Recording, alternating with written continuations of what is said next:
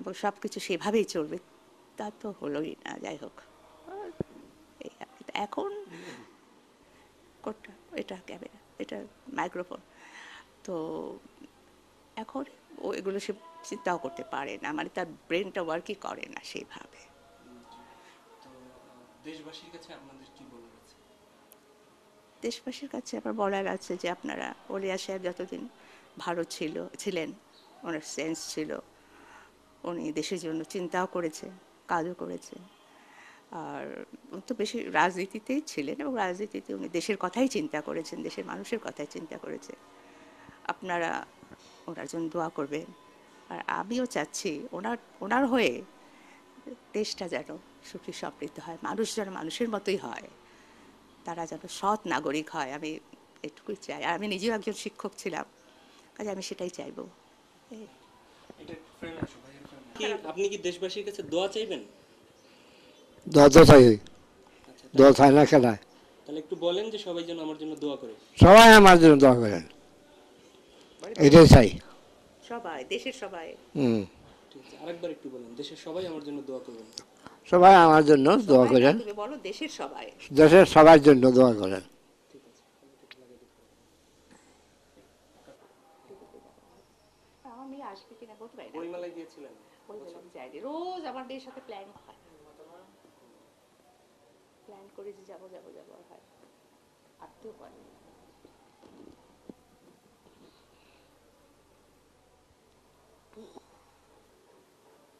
তবু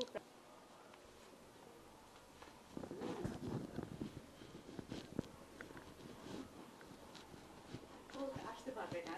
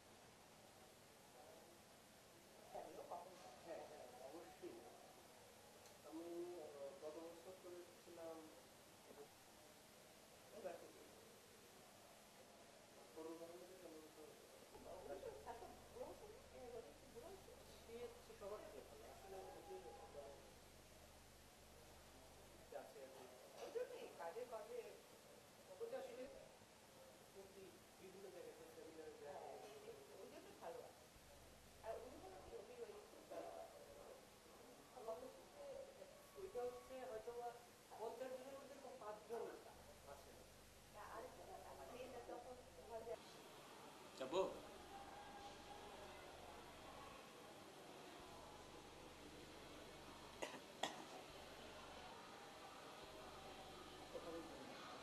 আপুর কি নাম? ব্যারিস্টার। কি আপুর কি নাম? ব্যারিস্টার। ভাষার বাসে বিভিন্ন জায়গায় সেমিনার হচ্ছে, সিম্পোজিয়াম হচ্ছে, এবং প্রচুর গভর্নমেন্টের পক্ষ থেকে, এন্টি গভর্নমেন্ট অথবা সবাই ভাষার সৈনিক যারা ছিলেন তাদেরকে শ্রদ্ধা করে। বক্তৃতা সভা সেমিনারে এই কথাগুলো সীমাবদ্ধ রাখাই যথেষ্ট। বক্তৃতা বা সেমিনারের কথাগুলো সীমাবদ্ধ থাকলে ওটা সীমাবদ্ধই থাকবে, সীমাবদ্ধই দর্শক থাকবে, সীমাবদ্ধ শ্রোতা থাকবে। এটা এর বেশি কিছু হবে না। যারা এখনো বেঁচে আছেন, যারা ভাষা আন্দোলনে সক্রিয় ছিলেন, সক্রিয় ভূমিকা পালন করেছেন, তাদেরকেও কিছুটা স্মরণ করা দরকার। তাদের সম্পর্কে চিন্তা ভাবনাও করা দরকার। এবং এটা যদি করতে না পারি তাহলে আমার মনে হয় না যে ভাষা আন্দোলনের সার্থকতা আমরা বুঝতে পারবো বা সার্থকতা আছে কোথাও। ভাষা আন্দোলনে যারা নেতৃত্ব দিয়েছিলেন সামনে, কিছুই দেওয়া হয়নি। আমি এক্সপেক্টও করি না, কারণ এক্সপেক্ট করতে গেলে এক্সপেকটেশন মানুষকে দুঃখ দেবে। কাজেই কিছুই যখন উনি পাননি, তো না পাওয়াটাই ভালো। দরকার কি এক্সপেক্ট করাটা? তো মানে মানুষকে দুঃখ দেওয়া ছাড়া আর কিছু না। সেটা আমি এক্সপেক্ট করি না কিছু। এখন তো অসুস্থ, তখন কি গভর্নমেন্টের পক্ষ থেকে কেউ খোঁজ খবর অথবা অন্য কেউ এরকম? না, কেউ নিচ্ছে না। গভর্নমেন্টের পক্ষ থেকে তো নিচ্ছেই না।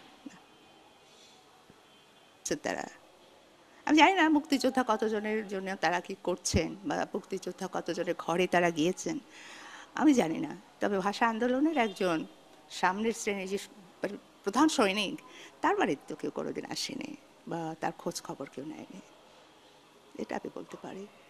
আর অন্যদের কোথায় কি হয়েছেন তো বলতে পারবো না।